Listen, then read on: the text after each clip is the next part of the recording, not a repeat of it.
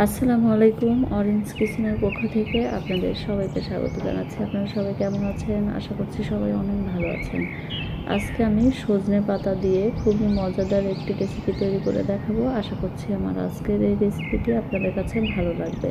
তাহলে চলুন দেখে নেওয়া যাক। এখানে প্রথমে চুলায় আমি একটি কড়াই দিয়ে দিয়েছি, আর আজকের রান্নাটা আমি মাটির চুলাই করছি। এখানে আমি দিয়ে দিচ্ছি কিছুটা পানি, আর এখানে আমি সজনে পাতাগুলো ধুয়ে নিচ্ছি। এখন এই পানিটার মধ্যে এই সজনে পাতাগুলো দিয়ে দিচ্ছি, দিয়ে কিছুটা সময় সিদ্ধ করে নিতে হবে।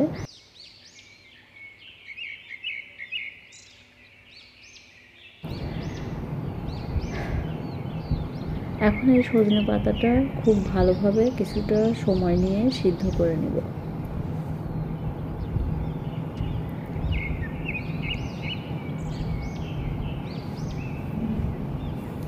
আমার চ্যানেলে যদি আপনারা নতুন হয়ে থাকেন তাহলে প্লিজ আমার চ্যানেলটি সাবস্ক্রাইব করবেন, আর যারা অলরেডি সাবস্ক্রাইব করেছেন তাদের অসংখ্য ধন্যবাদ।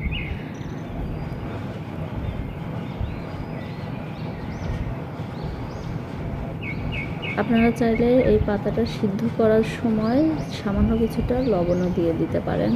আর সজনে পাতাটা এভাবে সিদ্ধ করে নিলে এটা বাটার সময় একটু সুবিধা হয়। এই জন্য আমি আগে থেকে একটু ভাপ দিয়ে নিচ্ছি।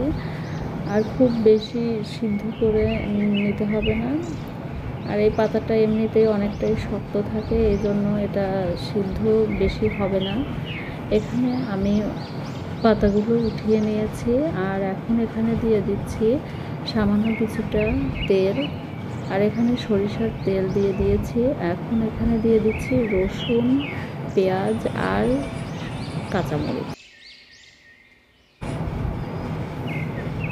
এখন রসুন, পেঁয়াজ, কাঁচামরিচ খুব ভালোভাবে কিছুটা সময় নিয়ে ভেজে নেব।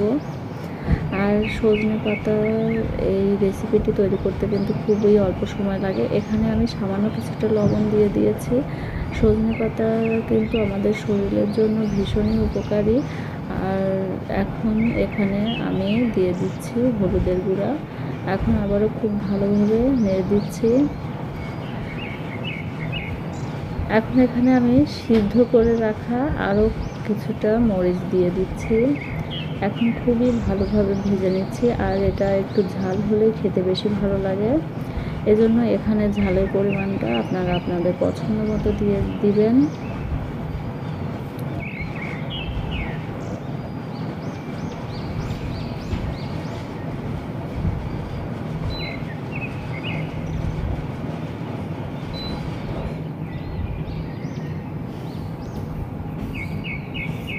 সজনে পাতা দিয়ে এই রেসিপিটি খেতে কিন্তু ভীষণই দারুণ। আপনারা অবশ্যই এই রেসিপিটি একবার হলেও বাসায় ট্রাই করবেন।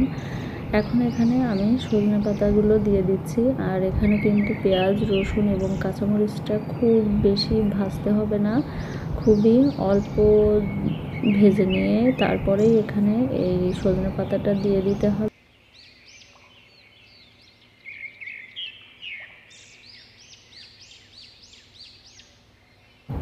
এটা আরও কিছুটা সময় নিয়ে ভেজে নিব। তবে এটা খুব বেশি সময় ভেজে নেওয়া যাবে না, তাহলে এটা শক্ত হয়ে যাবে। খুব অল্প সময়ে এই পাতাগুলো পেঁয়াজ রসুনের সঙ্গে ভেজে নিতে হবে। এখানে চাইলে আপনারা কালো জিরাও দিয়ে দিতে পারেন।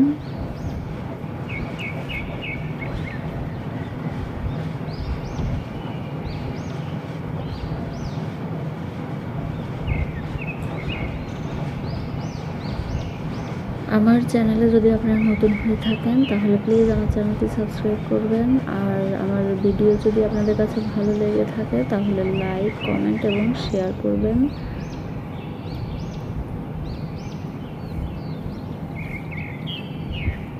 আমি বেশ কিছুটা সময় নিয়ে খুবই অল্প আছে ভেজে নিচ্ছি।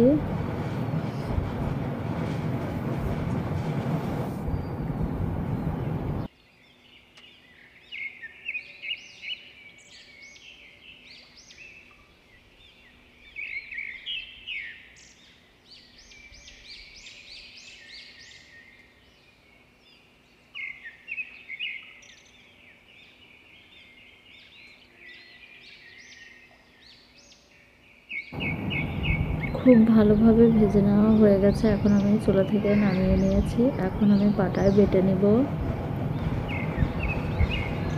এখন আমি এখানে পাটায় বেটে নিচ্ছি। আর এই পাতাটা বাটতে একটু সময় লাগবে। এখন আমি খুবই ভালোভাবে বেটে নিচ্ছি।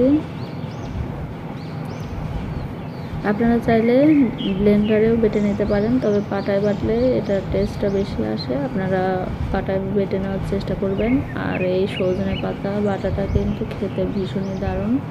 আপনারা একবার হলেও এই রেসিপিটি অবশ্যই বাসায় ট্রাই করবেন। আর কেমন হয়েছে কমেন্টস করে জানাবেন। এখন খুবই ভালোভাবে আমি বেটে নিচ্ছি। আর এটা সজনে পাতা আগে থেকে সিদ্ধ করার ফলে এটা বাটতে খুব বেশি সময় লাগবে না। খুবই অল্প সময়ে এই পাতাটা খুব ভালো বেটে নেওয়া যাবে।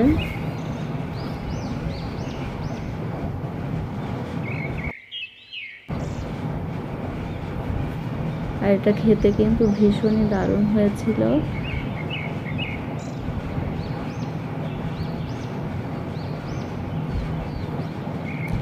এখন আমি খুবই ভালোভাবে এই সজনে পাতাটা বেটে নিচ্ছি।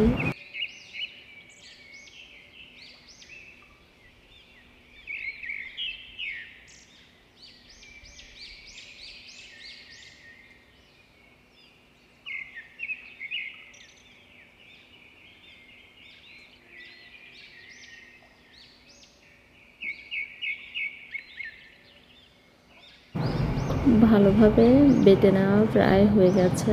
এখন আমি এটা লবণ দিয়ে মাখিয়ে নিচ্ছি।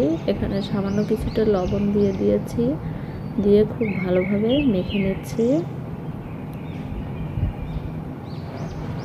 খুবই অল্প সময়ে তৈরি হয়ে গেল সজনে পাতা বাটার এই রেসিপিটি। আশা করছি আমার আজকের এই রেসিপিটি আপনাদের কাছে ভালো লেগেছে। ভালো লাগলে লাইক, কমেন্ট এবং শেয়ার করবেন।